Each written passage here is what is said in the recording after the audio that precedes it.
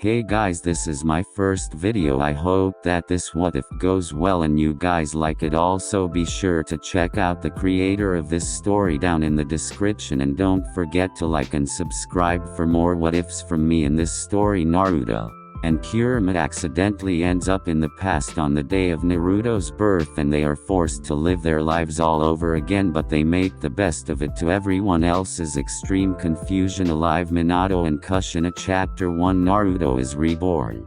So this is it. I guess this is where we say goodbye, Kurama commented, flicking his tails idly. As Naruto sniffled and began to tear up, the great fox sighed gustily. Stop that. It was a long road, but I don't regret any of it now. Not being sealed in you, not becoming your partner, not even parting like this. Kurama, Naruto said, now crying shamelessly. Me too. I would do it all over again. Well, I suppose I have one regret, Kurama mused. Naruto, I should have said this before. It was my fault you grew up alone. I'm sorry. If there is anything I would change, it's that. In short order, Kurama would have another regret. The mental space around them had flared wide, and that was the last either of them remembered. Of that timeline, Kurama would come to dearly regret those words, even if he would never, ever admit that ending up 16 years in the past was probably somehow at least partially his fault. Given that the last thing he remembered was saying his goodbyes to Naruto, about to become one with the other Bijou, Kurama was understandably confused to find himself under a clear night sky, totally free and, yes, with both halves. Also, in the middle of Konoha, which appeared to be newly wrecked, most likely by him. Ah, it's that night, Kurama commented, nodding to himself sagely. Admittedly, it was his first time suddenly ending up 16 years in the past. Even for a Bijou, that was just weird. But on the other hand, everything involving Naruto had been just weird, so why not this too? The mob of Konoha shinobi around Kurama completely missed his relation and his sudden change in alignment, attacking him with another wave of explosive notes. Kurama was not particularly bothered. He'd taken Naruto's beloved Rasen Shuriken to the face. This was nothing, but it was still annoying, and his great eyes narrowed dangerously. Cut that out, you worms! Kurama roared. The force of his voice alone was enough to knock most the shinobi off their feet, but it was the shock of hearing the Bijou speak that made them freeze for several long moments. Sarutobi, Enma's staff form in his hands, paused before he could use it to push the Kyuubi out of the village. He flinched when the Bijou singled him out, leveling its crimson stare on him. You, monkey old man, Kurama said sharply, in a tone that was a tad impatient, but rather calm for a Bijou. It still sounded like thunder to the humans around him. Go find your other idiot leader. Before he does something stupid, Kurama added mentally. If he drops that fat toad on me again, I'm biting off an arm, no matter what Naruto thinks. Monado. Sarutobi blurted out. All of his years as a ninja had not prepared him for this. What do you want with him, you monster? Reformed or not, Kurama couldn't let that pass. Watch how you address me, old man. I could rip your wrinkled hide to shreds. He snapped. It was a pretty empty threat, given that Kurama had automatically taken to addressing him by Naruto's affectionate Gigi. He didn't even want to think about how annoying Naruto would be if Kurama really did harm the old monkey. Now go find your other idiot leader. There's no need for that. So this is it. I guess this is where we say good.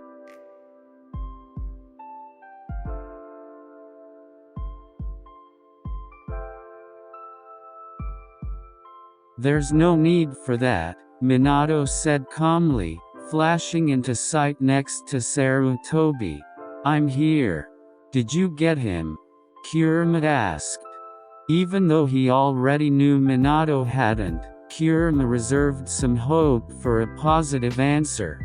After all, Naruto definitely wouldn't. There would just be lots of heartfelt speeches and emotional revelation, and at the end they'd become friends. Which was nice and all, but wasn't quite as satisfying as a good old-fashioned revenge killing. No, he escaped, Monado said, frowning. Pathetic, Kurama judged. He quickly went on before Monado could start asking questions. But since you freed me from that man's control, I feel a certain degree of gratitude. A blatant lie. Kurama had felt nothing of the sort and wasn't feeling it much now, but it was a convenient explanation. Ah, Monado said and stopped, apparently unsure of how to go on. It had been a long night already, and it showed no signs of ending. What man? Sarutobi asked Monado, recovering admirably and throwing himself into damage control mode. If there was anything his years as the Sanin's teacher had taught him, it was how to accept ridiculous, insane situations and start dealing with the fallout. There was a masked man. He summoned the Kyuubi to Konoha after taking control of it. I broke his control and, Monado explained, in a rather disjointed way that gave away his own confusion. He gestured abstractly, to indicate their entire current situation. If he escaped, then he could return at any time, Sarutobi said, ignoring all the not immediately threatening parts. What can we do? There's only one solution I know of, Monado said. To seal the Bijou. In other words, create a new Jinchouriki. Excellent, we're right on schedule, Kurama thought, nodding to himself. Get on that, he ordered, making the two Hokage jump. They had apparently forgotten about him, somehow. I'll wait over there. And if you try to summon the Shinigami, I'll gut you before you get to the third hand seal. Monado choked. How do you know about that? He wondered, then quickly shook his head. I don't know any other seal that can contain, you. Then you'd better ask someone who knows a lot about seals, and Bijou, and Jinchouriki, Kurama said. And because this was, after all, Naruto's progenitor, he added rather dryly, for example, the successor to that tree man's wife. Kurama was about to add something else, the redhead, the one who knows all about Jinchouriki, from personal experience. Since Naruto probably wouldn't have gotten it until it was spelled out in full detail, when Monado suddenly paled. Yes, he said, sounding slightly strangled. I know just who to ask. I'll go do that. Wait here. Then he flashed away. Just to be contrary, Kurama leaped out of the village in a single, long bound, leaving the assembled shinobi staring after him in shock. The reason for Monado's hasty departure was simple: Kushina was going to kill him. He had no doubt that she was already awake and already annoyed. And Monado, well, he had never won a single argument with her. As far as he was concerned, Kushina had never lost a battle. Kushina was like a force of nature. Biwako said a man couldn't handle the pain of giving birth? He definitely believed her. Anything that put so much strain on Kushina was to be feared. Kushina had been put through that and through having the Kyuubi extracted, then left alone to worry with no information about what was happening.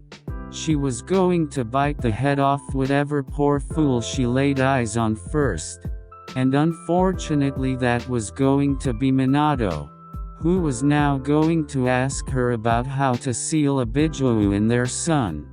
Thus, Monado was completely prepared to stare death in the face. The Shinigami, he was certain, would have nothing on her. When he teleported into the safe house where he had left Kushina and Naruto, he braced himself, only to have a second, and then another, pass by without doom descending on his head. Had she left? That distressing but all too plausible possibility made Minado's eyes, screwed shut in fear, snap open. But no, Kushina was sitting on the bed where he had left her, cradling their son tenderly. There was murder in her eyes, but a beatific smile on her lips. It was incredibly disturbing, since Kushina had never bothered hiding her rage or bloodlust before. "Look, Naru-chan," Kushina cooed sweetly, "it's Daddy. Naru-chan has been worried about you, me not too." The way she said the 3 syllables of his name was like the staccato of Kune biting into wood, ever closer. Monado didn't question how she knew what a newborn was thinking and feeling, or how a newborn would know to worry. If Kushina said so, it must have been true. When Kushina carefully tilted their son toward Monado, the infant made a soft sound and reached out for him. "At least I'll get to hold my son before I die," Monado thought optimistically, accepting Naruto's tiny, blanket-swathed form. "So," Kushina said, "what have you been doing since you left me here?" "Ah," Monado said. "Well, yes. The thing is, ... By the time Monado returned, the amazing Konoha rumor grapevine had made it common knowledge that the Kyuubi had attacked because it was controlled by someone, and that person had been fought off by the Yondaime. So everyone was able to mostly ignore Kurama, who had curled up a ways from the village, like a new, fuzzy hill. Monado arrived with Kushina in his arms, Naruto in turn in hers. "Monado! Kushina!" Sarutobi exclaimed, approaching them. "Is it all right for you to be here? You just had a Bijou extracted, gave birth." As soon as he heard the old man's voice, Naruto mewed and began to wave his tiny arms. Kushina turned to Sarutobi with a smile that was terribly reminiscent of Mito at her most displeased. "Oh, Sandaime-sama," she said. "Naru-chan is happy to see you. And of course I have to be here too. How else is Monado going to know what to do?" Proving his massive ears weren't just for show, or that he could sense the special kind of fear Kushina so often instilled in the male population, Kurama lifted his head and turned to stare precisely in their direction. "It's about time," he rumbled. "You're slow, human." That wasn't something Monado was often accused of. "And you're being awfully cooperative," Kushina noted shrewdly as Monado obediently flashed toward the Kyuubi. She glared up at the Bijou, apparently unintimidated. "I hate being controlled more than I hate being sealed," Kurama said. Kushina drew out unconvinced. But they weren't really in any position to look a gift horse in the mouth. "Fine. I'll have Mito-sama seal set up. Now for the host." "I'm not going in you," Kurama quickly declared. "I hate chains. and stakes. Kushina refused to feel any guilt. And I'm not going in that idiot either, Kurama added, gesturing with his snout to Monado. What if he goes and martyrs himself? I don't want to be sealed in suicidal idiot. Or at least, not that one. Oh, and what do you suggest then? Kushina demanded, scowling. Kurama pretended to think about it. He knew exactly what he wanted to suggest, but if he said it, they would probably refuse on principle, assuming he was aiming to possess the child or something.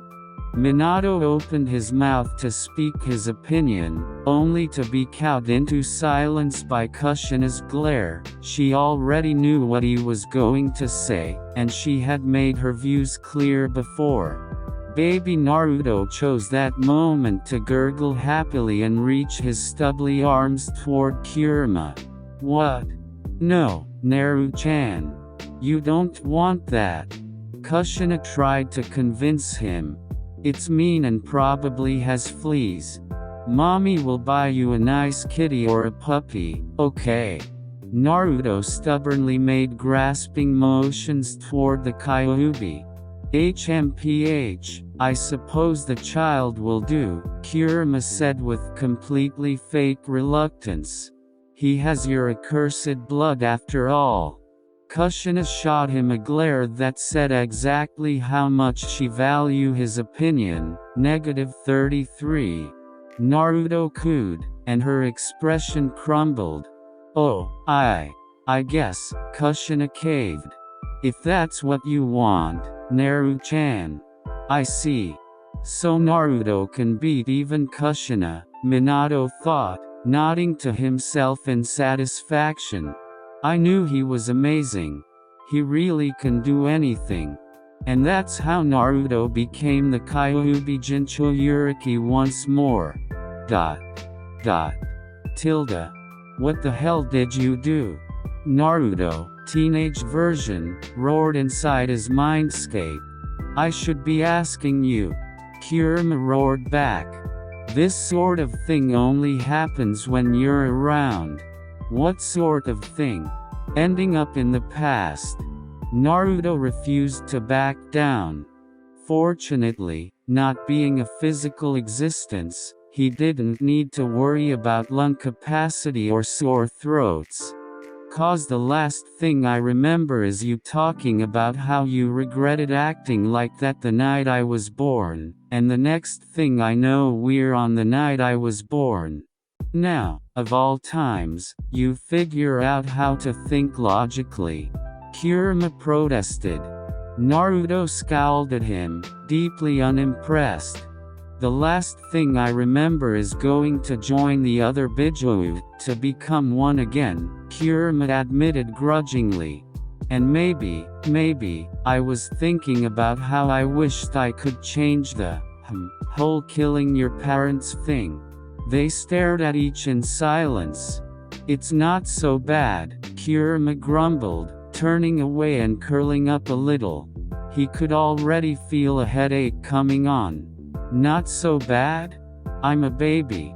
I can't even talk. I can't even eat ramen. Naruto wailed. Some things never changed. But, some already had. Well guys, I hope you liked the story. Be sure to check out the creator down in the description and don't forget to like and subscribe for more what ifs. I'll see you guys in the next one.